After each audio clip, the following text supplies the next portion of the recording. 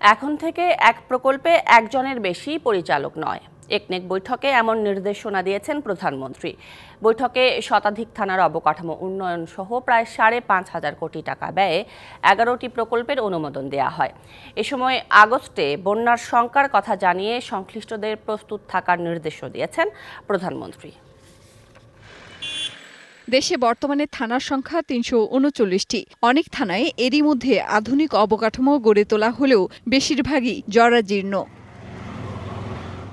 মঙ্গলবার জাতীয় অর্থনৈতিক পরিষদের নির্বাহী কমিটির সভায় ১০৭টি থানায় আধুনিক অবকাঠামো গড়ে তুলতে ১৬২৪ কোটি টাকা ব্যয়ে একটি প্রকল্পের অনুমোদন দেওয়া হয়। একনেক পরবর্তী সংবাদ সম্মেলনে এসব তথ্য তুলে ধরেন পরিকল্পনা মন্ত্রী।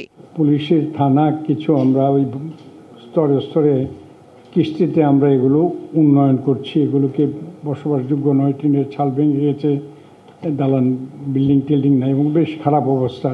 অস্ত্রাগারও সবসময় নিরাপদ নয়।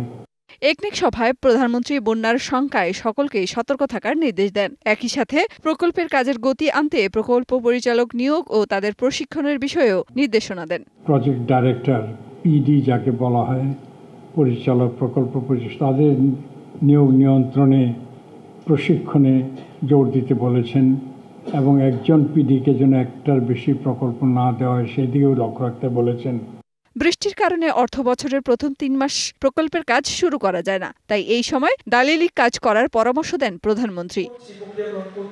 সাংবাদিকদের প্রশ্নের জবাবে পরিকল্পনা মন্ত্রণালয় জানায়, সরকার জুলাই থেকে জুনের অর্থ বছরের যে হিসেব তা পরিবর্তন করতে চায় না।